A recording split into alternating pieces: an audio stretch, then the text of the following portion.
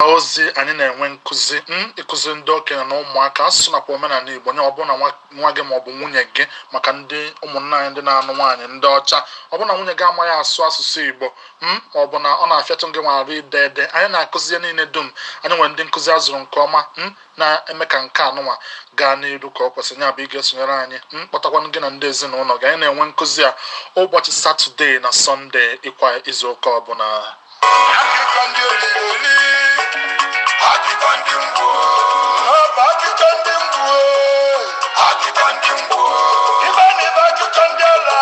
Na-egbughị oge ọbụla anyị ga-eweta gị nchịkọta akụkọ na okwu na-ese akụkọ Igbo Class World nke ụbọchị tata. Sonyere anyị.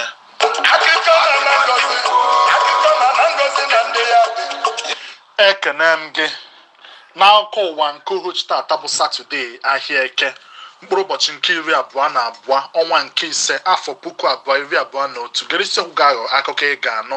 Ọkọ akụkọ bụrụ Maazị Sọpụrụchukwu Ilo. Onye isi ọchịagha Naijiria Maazị Atahiru anwụọna. Nwa amadi a nwụchara ka ụgbọelu ha nwere ihe ndachi ma gbaa ọkụ na Kaduna. Ọtụtụ ndị eji okwu ha abụ izu n'ọrụ agha sokwara ya nwụọ. Cheta na o mebeghị ọnwa isii ahọpụtara ya dịka onye isi ọrụ agha ma ọ takwara aka n'ọnụ kwuo ha na ya agaghị anọ ndụ otu Biafra na Oduduwa enwere onwe ha.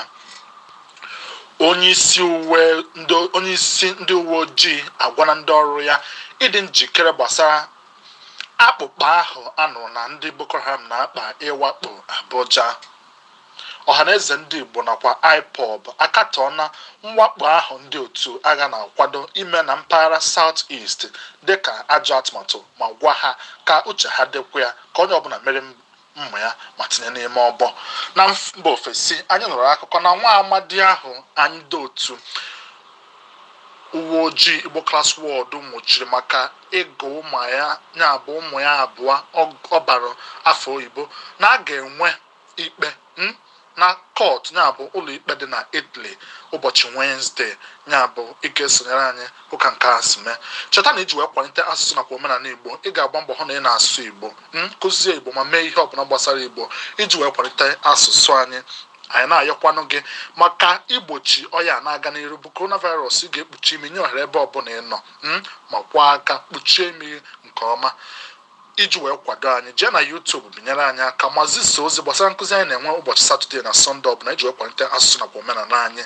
N'afa onye isi anyị Lọlọ Nneka Igwenagụ na Maazị Injinia Tobi Ugwu na odeakwụkwọ izugbo anyị bụ onye chịkọbara akụkọ anụnwa Maazị Nnamdi Anyanwụ ka mụ onwe mbụ Maazị Sọpụrụchukwu Ilo onye ọ na-abụ gị na ya na redio ụbọchị ọbụla na-asị gị anwụrụ nwanne m.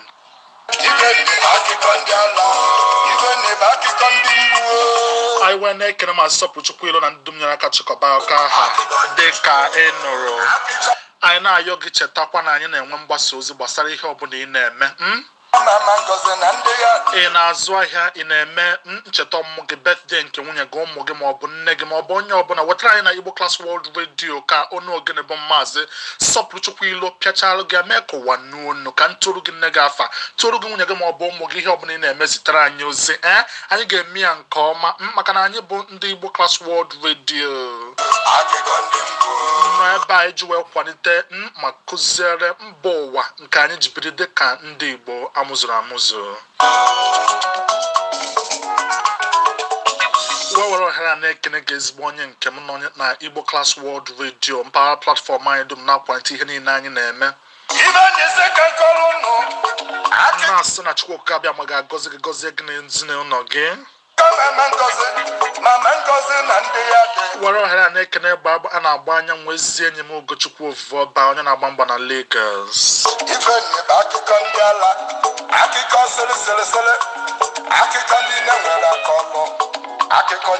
Na-echetara gị na ka ọ dị anyị nwere nkụzi anyị tata ọ ga-adịkwa echi nya bụ ịga sonye anyị dịka ọ kwesịrị n'aha ndị otu Igbo Class World Radio niile na-agba mbọ n'ụlọ ọrụ ịhụ na ihe dị m na-abịa gị dịka ọ kwesịrị ka m onwe Maazị Sọpụrụchukwu Ilo na-asị ka ọ dịrị gị na mma na uhuruchi a anwụ na anyị ga-afụ gị echi ka ọ dị.